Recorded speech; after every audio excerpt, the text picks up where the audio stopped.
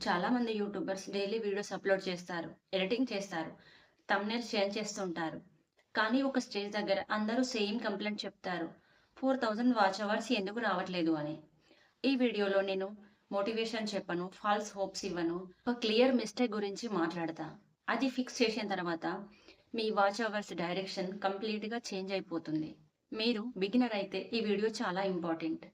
Skip చేయకుండా end వరకైతే చూడండి. మీకొక క్లారిటీ వస్తుంది. ఫస్ట్ ఒక మిస్‌అండర్‌స్టాండింగ్‌ని క్లియర్ చేద్దాం. మోస్ట్ బిగినర్స్ ఏమనుకుంటారంటే, వ్యూస్ పెరిగితే చాలు, వాచ్ అవర్స్ ఆటోమేటిక్‌గా పెరుగుతాయని అనుకుంటారు.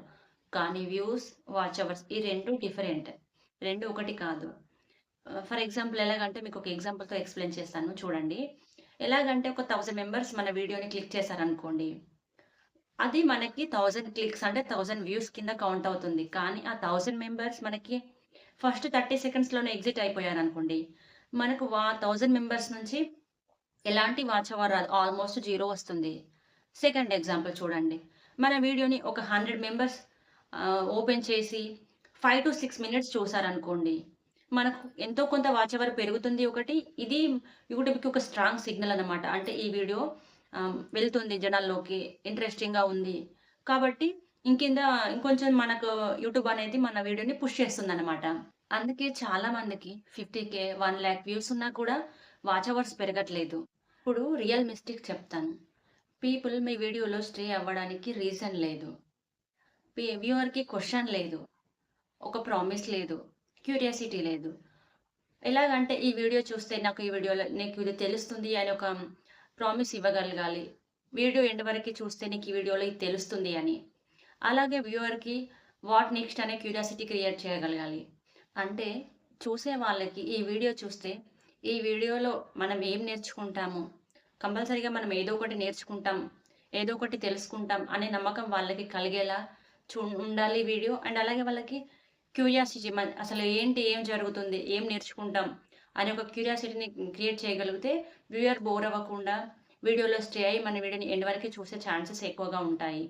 కానీ చాలామంది ఇవేవి చూసుకోకుండా జస్ట్ ర్యాండమ్‌గా వీడియో చేస్తుంటారు. సో, ఇది మెయిన్ మిస్టేక్ అని చెప్పాలి.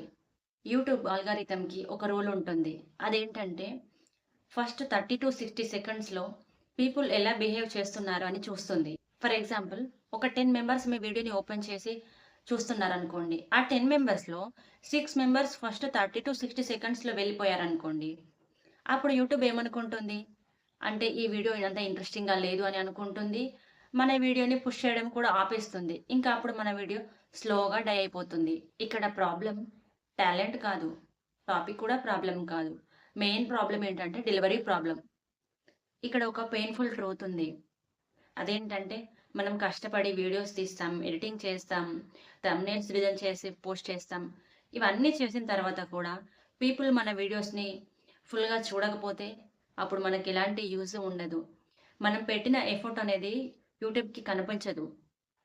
యూట్యూబ్‌కి కావాల్సిందేంటంటే వ్యూవర్ టైమ్. వ్యూవర్ మన వీడియోని ఎంతసేపు చూస్తున్నాడు, చూస్తున్నాడా లేదా అనేది మాత్రమే యూట్యూబ్‌కి కావాలి. మనం పెట్టిన ఎఫర్ట్ అనేది ఇన్విజిబుల్ టు యూట్యూబ్. యూట్యూబ్ మీ కష్టం చూడదు. వ్యూయర్ టైమ్ చూస్తుంది. Viewer time equals to watch hours. So, ఇప్పుడు క్లియర్ అయింది కదా! ఇక్కడ ప్రాబ్లమ్ వ్యూస్ కాదు.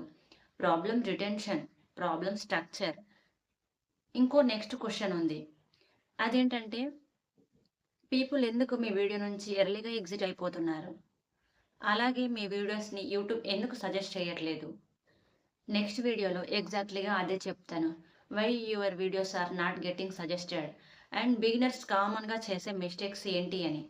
ఈ సీరీస్ ఫాలో అయితే మీకొక క్లారిటీ వస్తుంది. ఈ వీడియో మీకు యూజ్‌ఫుల్‌గా అనిపిస్తే ఒక లైక్ చేయండి. Thank you.